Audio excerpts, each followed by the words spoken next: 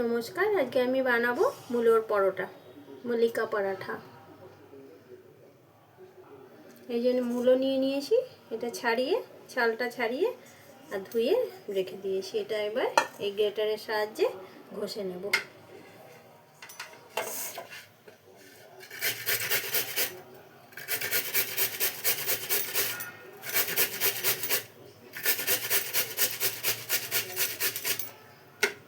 এইভাবে আমি পুরো মূলোটা ঘষে নিচ্ছি।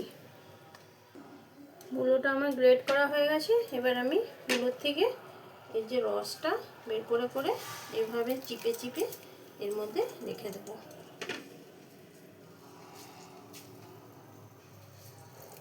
কতটাই রস বেরোচ্ছে,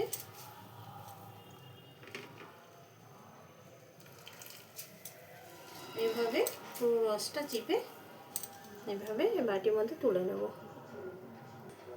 মূলোর এই রসটা আমি ফেলবো না, একটা কাপের মধ্যে রেখে দেবো। আটা মাখার সময় যদি লাগে তো এটাই আমি দিয়ে দেবো। যদি লেগে যায় জলের বদলে এটাই আমি ব্যবহার করব।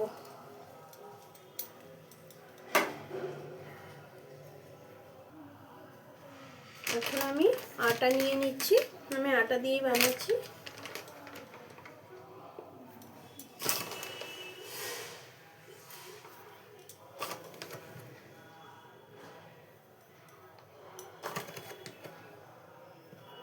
এতখানি আটা নিলাম, দেখি মাখাতে মাখাতে যদি লাগে তখন আর একটু নিয়ে নেব। এখন আমি এর মধ্যে মূলোটা মিলিয়ে দেব।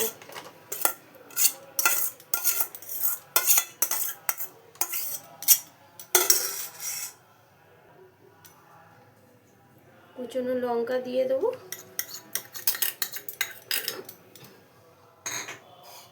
কুচনো ধনে পাতা দিয়ে দেবো,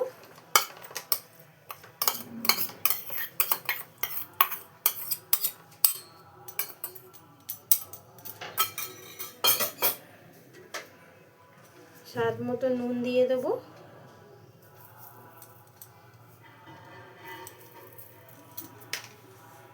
দিয়ে এটাকে ভালো মতো মিলিয়ে নেব।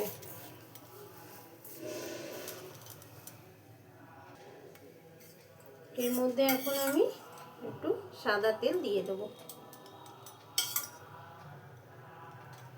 2 চামচের মতো, 3 চামচের মতো দিয়ে দিলাম। এবার এটাকে ভালো মতো মিলিয়ে নেব। জল আমার খুব বেশি লাগবে না মনে হচ্ছে, তো তাই এটা ভালো মতো মাখিয়ে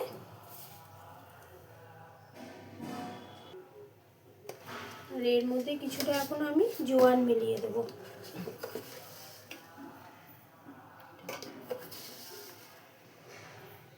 এতটা মতন জোয়ান আমি দিয়ে দিচ্ছি। এবার এটা আমি মেখে নেব। এই যে আমি যে এটা জলটা রেখেছিলাম মূলো, ওটা দিয়ে মাখবো।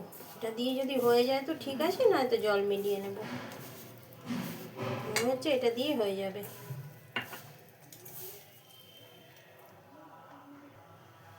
এর মধ্যে আমাকে অল্প একটু জল মেলাতে হবে, বেশি না, অল্প একটু জল মিলিয়ে নিলে হয়ে যাবে, পুরো ডোটা মাখা হয়ে যাবে। এবার আমি মেখে তারপরে লেচি কেটে বেলে নিয়ে ভেজে নেব। লেচি কাটা হয়ে গেছে, এবার বেলে পরোটাগুলো ভেজে নেব। এখন আমি পরোটা দিয়ে খাওয়ার জন্য রায়তা বানিয়ে নেব। রায়তা বানানোর জন্য এই যে আমুলের মাস্তি দইটা নিয়ে নেওয়া হয়েছে, এটা টক দই, ঢেলে নিচ্ছি।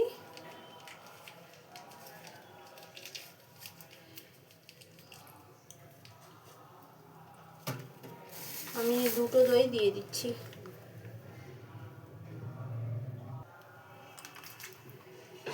দুটো দই দিয়ে দিচ্ছি, কেননা রায়তা খেতে সবাই ভালোবাসে, পরোটা দিয়ে তো আরও ভালো লাগবে। এর মধ্যে সামান্য একটু নুন দিয়ে দিচ্ছি, বেশি না।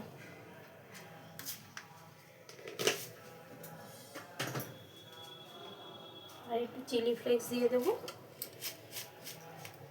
আর একটা জিনিস দেব, এটা আগে মিলিয়ে নিই ভালো মতো।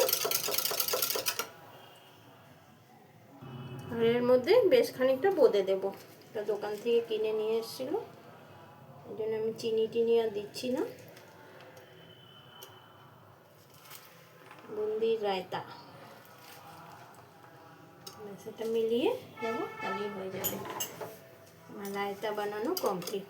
এটা দিয়ে গরম গরম পরোটা খেতে দারুণ লাগবে। ব্যাস এটা কমপ্লিট। এখন আমি পরোটাগুলো বেলে নেব, একটু আটা মাখিয়ে নিই।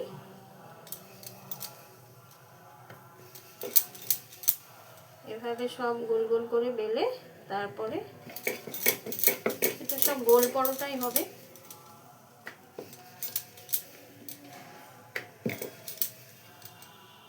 এইভাবে আমি সবগুলো বেলে নিয়ে তারপরে ভেজে দেখাচ্ছি।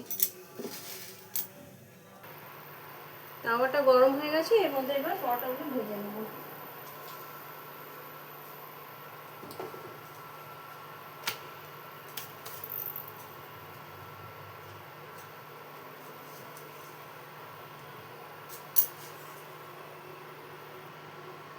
দু পিস ভাজে মানে ছেঁকা হয়ে গেছে, এবার আমি এটাকে ঘি দিয়ে ভাজবো। তেলের বদলে একটু একটু করে ঘি লাগিয়ে ঘি দিয়ে ভেজে নেব। সাদা তেল দিয়েও ভাজা যায়, আমি ঘি দিয়ে ভাজছি।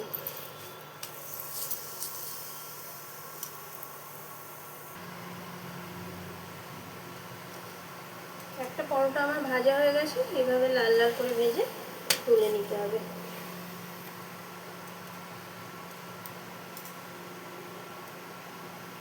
এবার আরেকটা পরোটা ভেজে নিচ্ছি, এভাবে সব পরোটাগুলো ভেজে নেব। মুলি কা পরাঠা রেডি। এই যে এবার আমি সার্ভ করে নিচ্ছি। আর বেশি মোটা হয়নি, কিন্তু খুব পাতলা পাতলা হয়েছে।